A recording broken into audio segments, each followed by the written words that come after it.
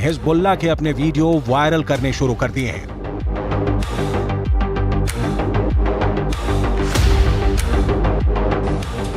Hezbollah के इस video में बताया जा रहा है कि वो इजरायल पर हमले के लिए तैयार है।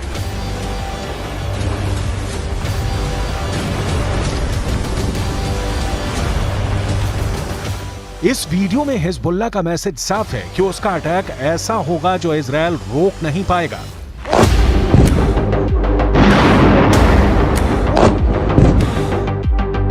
इस वीडियो में हिजबुल्लाह का मिलिशिया कमांडो ऑपरेशन की तरफ इशारा कर रहा है।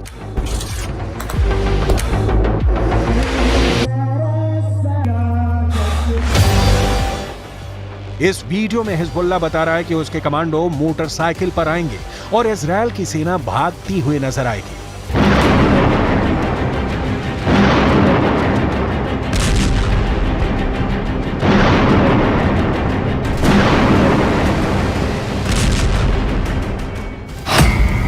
हिजबुल्लाह ने इजरायल को भी धमकी दी है। हिजबुल्लाह ने अमेरिका को भी बता दिया है कि वो समंदर में उसका जंगी बेड़ा डुबो देगा। क्या ऐसा मुमकिन है? हिजबुल्लाह की इस चेतावनी को इजरायल में बहुत गंभीरता से लिया जा रहा है। हिजबुल्लाह कैसे युद्ध लड़ता है ये इजरायल पहले भी देख चुका है। इस बार गाजा को बचाने के लिए हिजबुल्लाह इजरायल से लड़ना चाहता है और इस बात को लेकर इजरायल से ज्यादा अमेरिका बेचैन हो गया है। ये दोनों देश हिजबुल्लाह को आतंकवादी गुट मानते हैं, जबकि रूस, चीन, कतर, ईरान और भारत भी हिजबुल्लाह को आतंकी संगठन नहीं मानते।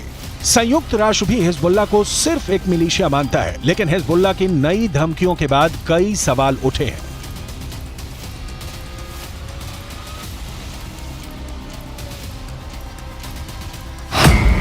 सवाल नंबर 1, हिजबुल्लाह कौन है? तो जवाब है, हिजबुल्लाह लेबनान की एक राजनीतिक पार्टी है और इसका अपना एक मिलिशिया है।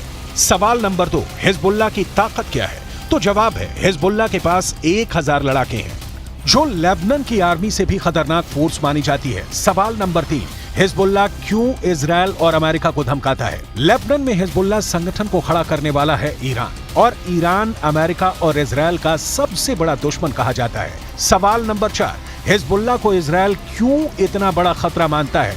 हिजबुल्लाह ने रूस की फौज के साथ मिलकर सीरिया से आईसिस को पूरी तरह खत्म कर दिया। हिजबुल्लाह ने ईरान के ऑर्डर पर सीरिया में युद्ध लड़ा और अब वहां तैनात है। सवाल नंबर 5, क्या हिजबुल्लाह इजरायल को हरा सकता है? हिजबुल्लाह 2006 में इजरायल के खिलाफ युद्ध लड़ चुका है।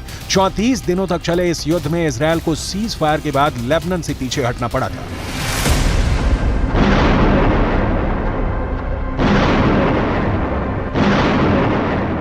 अब 7 अक्टूबर को हमास के अटैक के बाद गाजा पर इजरायल के हमलों ने हिजबुल्लाह फोर्स को सुपर एक्टिव कर दिया है। हिजबुल्लाह ने बहुत साफ शब्दों में कह दिया है कि वो इजरायल पर हमला कर देगा और ये वार्निंग देने से पहले इजरायल तक मैसेज पहुंचा दिया कि अगर इजरायल की सेना फिलिस्तीन के गाजा में घुसी तो वो उत्तरी सीमा की तरफ से इजरायल पर चढ़ाई कर देगा। इजरायल और लेबनान के बीच करीब 130 किलोमीटर लंबा बॉर्डर है और यहाँ संयुक्त राष्ट्र की शांति सेना तैनात रही है। इसमें भारत की फौज भी शामिल है। इस वक्त इजरायल को गाजा से ज्यादा इस बॉर्डर की टेंशन है, क्योंकि अगर इजरायल गाजा में घुसा तो हिजबुल्लाह उत्तर की तरफ से इजरायल से हमला बोल देगा।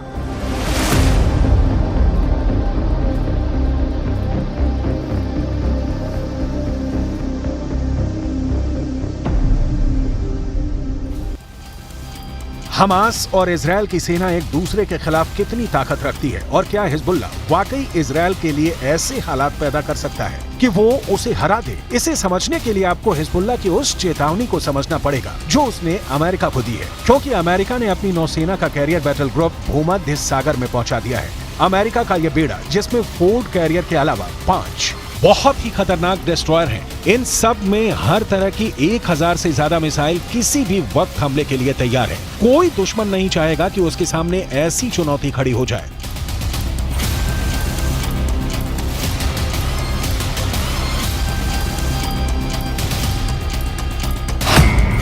इस वक्त ये कैरियर इजरायल के गाजा में पश्चिम में भूमध्य सागर में तैनात रहेगा और वहीं से ऑपरेशन चलाएगा। उसकी रेंज में लेबनान भी होगा, सीरिया भी होगा, तुर्की भी होगा और मिस्र के आसपास का इलाका भी होगा। यहीं से ये इजरायल के एयर स्पेस को सुरक्षित रखेगा और हमला भी कर सकता है। ये सब ऑपरेशन अमेरिका के फोर्ड क्लास के कैरियर और उसके बेड़े में मौजूद बड़े बड़े डिस्ट्रॉयर पूरा कर सकते हैं। ऐसा अमेरिका पहले इराक में कर चुका है, उसने अफगानिस्तान में करके दिखाया है और ईरान को भी वो लगातार धमकी देता रहा है। इजरायल के लिए भी जेराल्ड फोर्ड कैरियर को भेजना एक बड़ा युद्ध छेड़ सकता है।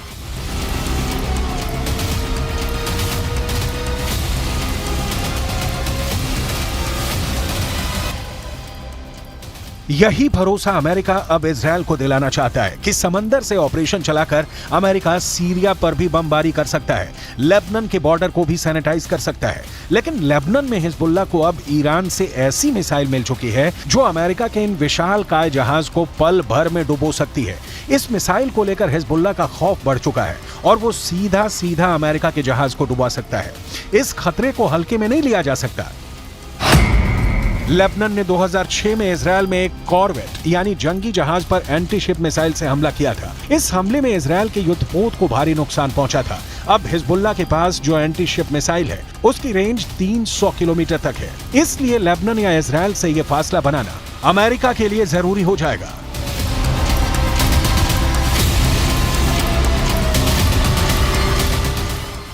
इसमें कोई शक नहीं कि हिजबुल्लाह की लीडरशिप तेहरान से मिलने वाले ऑर्डर पर काम करती है। इसलिए सवाल यह भी कि क्या ईरान चाहता है कि हिजबुल्लाह इजरायल पर अटैक कर दे। ईरान ये भी बहुत अच्छी तरह से जानता है कि इस वक्त इजरायल बेहद कमजोर है या फिर अमेरिका की शक्ल में उसे नई ताकत फिर से मिल गई है।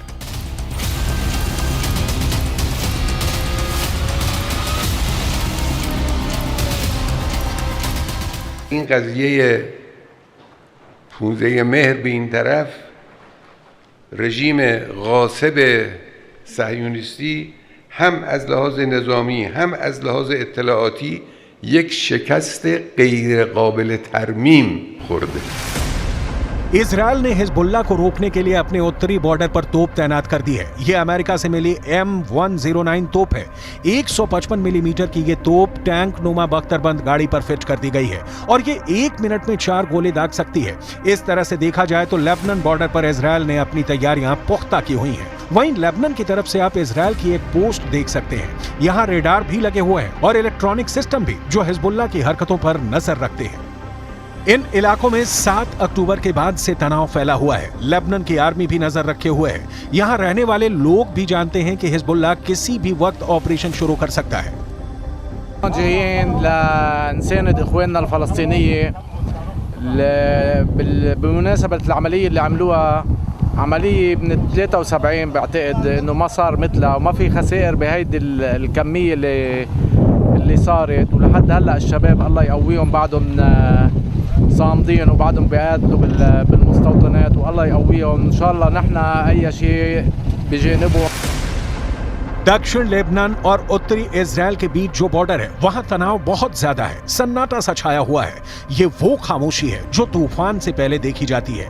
इसलिए यहाँ के लोगों को भी पता है कि बहुत जल्दी युद्ध का एपिसेंटर गाजा से निकलकर लेबनान तक पहुंच सकता है। यहाँ तैनात संयुक्त राष्ट्र की सेनाएं भी अलर्ट मोड पर हैं। लगातार पेट्रोलिंग हो रही है।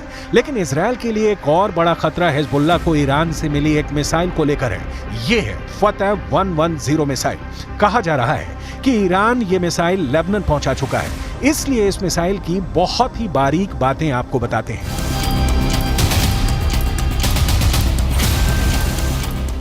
ईरान की यह मिसाइल 300 किलोमीटर तक हमला कर सकती है और ये अपने टारगेट के 3 मीटर के दायरे में गिरती है। एक बैलिस्टिक मिसाइल का इतना सटीक होना बहुत बड़ी बात है और यही बात इजरायल के लिए खतरा है। दूसरी तरफ इजरायल की सेना ने अपना गोला बारूद तैयार कर लिया है। तोपों से जो गोले फायर किए जाएंगे वो पहले से ही रेडी मोड पर रखे गए हैं। इजरायल की रिजर्व फोर्स भी आसपास के इलाकों में तैनात की जा रही है। ये हमवी गाड़ियां हैं जो लगातार यहां तक फौज को पहुंचाने में लगी हुई हैं। 2006 के बाद इस बॉर्डर पर इससे ज्यादा तनाव नहीं देखा गया है और अब हिजबुल्लाह की वार्निंग के बाद सबकी नजर ईरान पर भी है और उसके एक दोस्त सीरिया पर भी है। इजरायल ने गोलान की पहाड़ियों पर भी टैंक पहुंचा दिए हैं। ये जगह सीरिया का हिस्सा थी, लेकिन 1967 में युद्ध के बाद इजरायल ने सीरिया के इस हिस्से को अपने में मिला लिया और तभी से ये इलाका इजरायल के कंट्रोल में है। देखा जाए तो इस वक्त पूरे पश्चिम एशिया में युद्ध की चिंगारी पहुंच चुकी है। इजराइल से लेकर गाजा और गाजा से निकली ये आग अब लेबनान पहुंच चुकी है। चिंगारी सीरिया और ईरान में भी नजर आ रही है।